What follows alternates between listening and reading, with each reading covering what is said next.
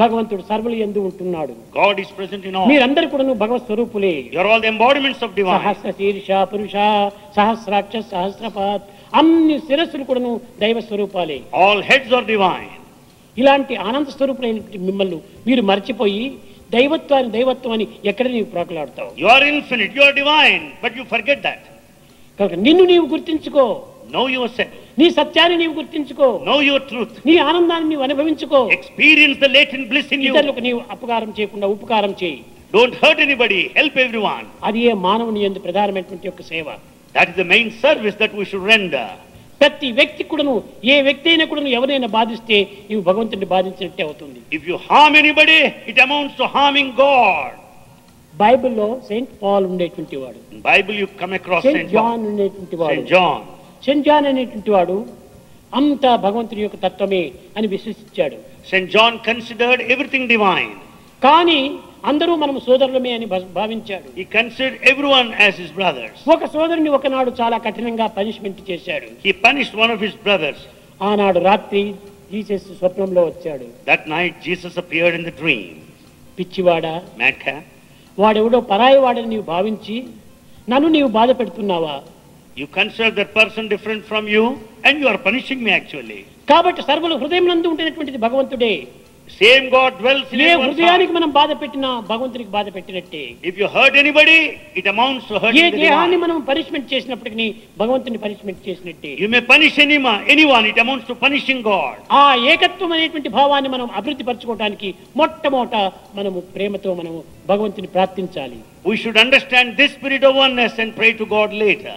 ఈనాడు భజనలు, జపములు, ధ్యానములు ఇత్యాది సత్కర్మలు ఆచరిస్తున్నారు. Today we undertake bhajans, meditation, penance. ఇవన్నీ and so కూడా on. నీ మనస్సును పరిశుద్ధముగా గావించుకునేటువంటి యొక్క పవిత్రమైన కర్మలే. These are all undertaken to purify our mind. కనుక మనస్సు పవిత్రమైనప్పుడు When mind is sacred, సర్వము పవిత్రమైపోతుంది. everything becomes sacred. కనుక మొట్టమొదట చిత్తశుద్ధిని గావించుకోవాలి. First to purify our mind. దీనిని వేదాంతం నందు చిత్తస్య శుద్ధయే కర్మః అన్నారు. This in Vedanta. సత్కర్మలన్నీ కూడా చిత్తశుద్ధి నిమిత్తమై ఏర్పడినటువంటివి. All good actions are done to purify one's own mind.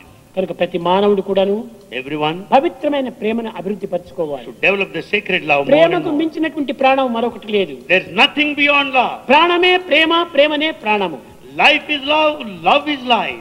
ఒక పచ్చని మొక్కను మనం నాటినాం. You planted a green plant ఆ here. యొక్క మొక్క దినదిన అభివృద్ధి పొందుతూ ఉండాలి. The sapling grows day by day. పచ్చని ఆకుల చేత కలకలలాడుతూ ఉంటుండాలి ఆ యొక్క వృక్షము. The tree is so beautiful with all green leaves. కొన్ని దినములు అయిన తర్వాత After a few days, ఆ యొక్క ఆకులంతా కూడా వాడిపోయాయి. the leaves are shed కొమ్మలంతా ఎండిపోయినాయి. and the branches have become చెట్టంతా dry కూడాను కేవలం ఒక విధమైనటువంటి పరిస్థితికి ఏర్పడిపోయింది. and the tree is no longer beautiful.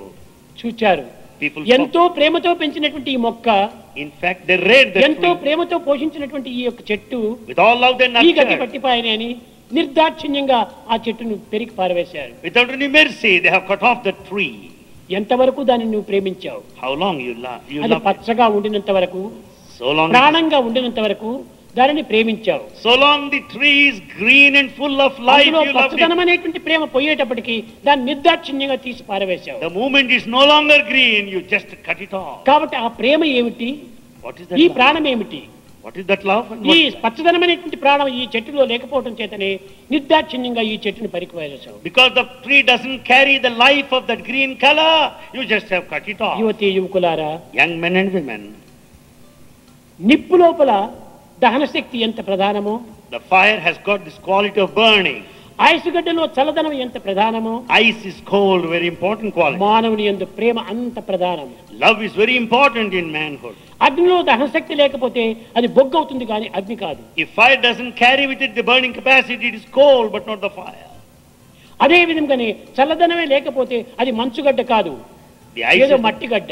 if the ice is not cold, it is just a mud, that's all.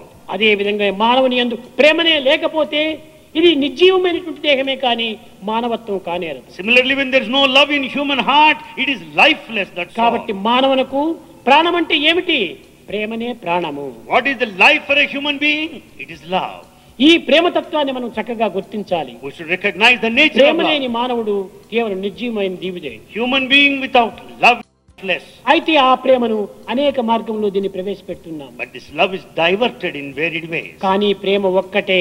The love is one. తల్లిదండ్రుల ప్రేమ, The love of భార్య parents బిడ్డల ప్రేమ, and the wife and children. మిత్రులు అనురాగమ ప్రేమ, The friendship. ఇవన్నీ ఉంటున్నాయి. They're all ఈ there. ప్రేమలో దైవ ప్రేమ కూడా ఒకటి చేరినట్టుంది. And there is divine love as undercurrent. కాదు కాదు, It's not so. అన్ని ప్రేమల యొక్క తత్వము ఏకత్వం పొందినప్పుడే నిజమైన ఏకాత్మ భావము. When all these sorts of love are unified, that is the true love. ఈ భౌతికమైన ప్రేమలో అంతో ఇంతో స్వార్థం ఉంటుండాలి. In the physical worldly love, there is selfishness.